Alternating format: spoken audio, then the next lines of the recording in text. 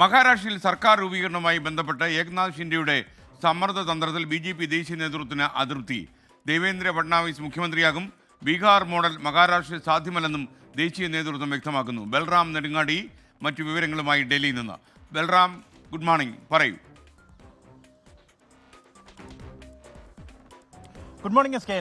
മഹാരാഷ്ട്രയിൽ നേരത്തെ മഹാവികാസ് അഘാടി സർക്കാരിനെ അട്ടിമറിച്ചുകൊണ്ട് ബി.ജെ.പിയുടെ നേതൃത്വത്തിൽ സർക്കാർ രൂപീകരിച്ചപ്പോൾ ഏക്നാഥ് ഷിൻഡെയെ മുഖ്യമന്ത്രിയാക്കിയത് അപ്രതീക്ഷിതമായിരുന്നു. എന്നാൽ ഈ ഒരു തെരഞ്ഞെടുപ്പിൽ വലിയ വിജയം ബി.ജെ.പി. നേടിയിരിക്കുന്നു.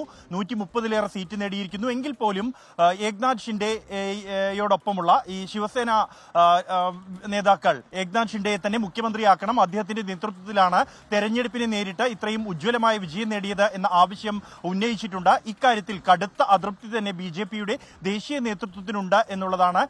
ബീഹാറിലെ മോഡൽ അത് മഹാരാഷ്ട്രയിൽ നടപ്പിലാകില്ല എന്ന് കൃത്യമായി തന്നെ ആശയവിനിമയം നടത്തിയിരിക്കുകയാണ് ബി.ജെ.പിയുടെ ദേശീയ നേതാക്കൾ ശിവസേന നേതൃത്വവുമായി.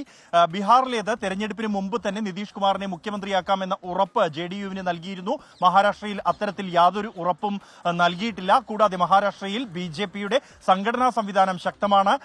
ഉന്നത നേതാക്കൾ പാർട്ടിക്ക് മഹാരാഷ്ട്രയിലുണ്ട്. ഇതെല്ലാം കൊണ്ട് തന്നെ മഹാരാഷ്ട്രയിലെ സർക്കാരിനെ ഇനി മുതൽ ബി.ജെ.പി.